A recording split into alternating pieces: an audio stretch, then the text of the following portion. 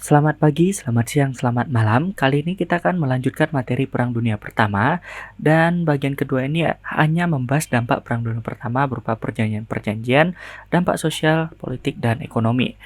Jadi materi ini adalah lanjutan dari materi sebelumnya. Kalau kalian belum lihat, silahkan dicek card yang ada di sini. Kita mulai ke slide pertama.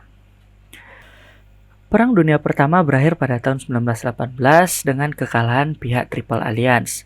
Perang tersebut diakhiri dengan beberapa perjanjian, di antaranya Perjanjian Versailles, Saint-Germain, Neuilly, Trianon, Sèvres, dan Lausanne.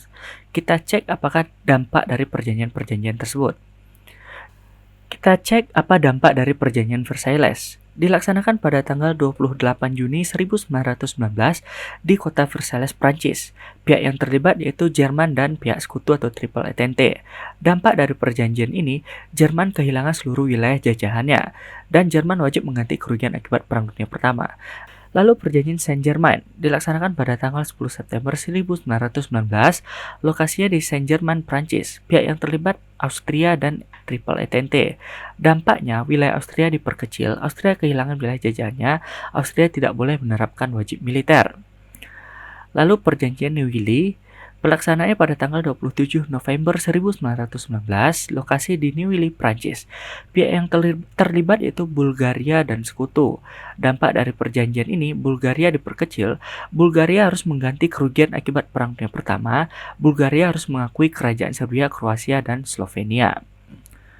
Lalu Perjanjian Trianon dilaksanakan pada tanggal 4 Juni 1920 di kota Versailles, Prancis. Pihak yang terlibat yaitu Hungaria dan sekutu. Dampaknya, Hungaria kehilangan sebagian wilayahnya. Bisa dilihat gambar atau ilustrasi di sini, di mana Hungaria dipecah menjadi 4 wilayah bagian. Setelah itu Perjanjian Sèvres dilaksanakan pada tanggal 10 Agustus 1920. Lokasinya di Sèvres, Prancis. Pihak yang terlibat yaitu Turki Utsmani dan sekutu. Dampak dari perjanjian ini, Turki Utsmani kehilangan sebagian wilayahnya. Lalu Perjanjian Lausanne dilaksanakan pada tanggal 24 Juli 1923, lokasinya di Lausanne, Swiss. Pihak yang terlibat yaitu Turki Utsmani dan pihak Triple Entente atau sekutu. Dampaknya, Turki Utsmani kehilangan wilayah ekstrateritorialnya seperti wilayah di benua Afrika bagian utara seperti Mesir, Tunisia, Aljazair, dan Yerusalem atau Palestina yang akhirnya diambil alih oleh pemerintahan Israel nantinya.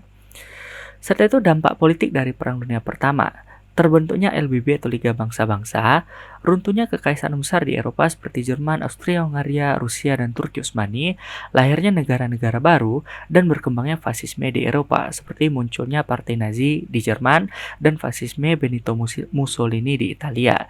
Bisa dilihat ini adalah perbedaan peta sebelum dan setelah terjadi Perang Dunia Pertama. Jadi sebelum Dunia Pertama itu terdapat banyak sekali kekaisaran dan kerajaan besar. Namun setelah Perang Dunia Pertama berakhir, jadi ada beberapa kekaisaran yang hancur dan dibagi-bagi menjadi beberapa negara kecil. Selanjutnya kita bahas LBB, didirikan pada tanggal 10 Januari 1920. Tujuannya mencegah perang melalui keamanan kolektif, menyelesaikan pertentangan antara negara-negara melalui negosiasi dan diplomasi, memperbaiki kesejahteraan hidup global. Terbentuknya LBB berdasarkan pada 14 Wilson's Point, yaitu Presiden Amerika Serikat yang menyatakan bahwa tidak ada perjanjian rahasia, tidak ada perang kapal selam, dan lain-lain. Namun sayang sekali Amerika tidak ikut dalam LBB, hingga LBB ini bisa dimanipulasi oleh negara-negara besar di Eropa yang memenangkan Perang Dunia Pertama, hingga merugikan negara-negara kecil dan negara-negara yang kalah perang seperti Jerman yang nantinya akhirnya menolak Perjanjian Versailles karena merasa sangat dirugikan sekali. Jadi Amerika tidak ikut di dalam LBB. Alasan kenapa Amerika tidak ikut dalam LBB karena dulunya James Monroe pernah mengatakan bahwa Amerika tidak boleh terlibat dalam urusan permanen dalam kegiatan luar negeri negara lain. Jadi walaupun Amerika yang mengusulkan terbentuk LBB, namun dia tidak ikut menjadi anggota LBB. Lalu dampak ekonomi dari Perang Dunia Pertama, hancurnya faktor-faktor produksi di Eropa karena memang perang mayoritas terjadi di Eropa, di mana banyak pabrik-pabrik hancur hingga akhirnya banyak masyarakat yang tidak memiliki pekerjaan.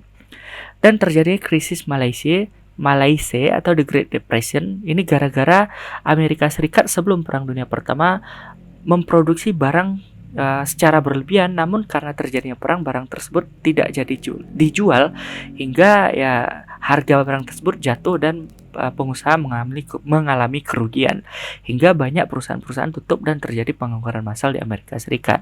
Untuk mengatasi hal tersebut dilaksanakanlah program New Deal oleh Presiden Roosevelt nantinya. Program New Deal ini bertujuan untuk mengembalikan faktor-faktor produksi di Eropa agar daya serap terhadap tenaga kerja semakin banyak.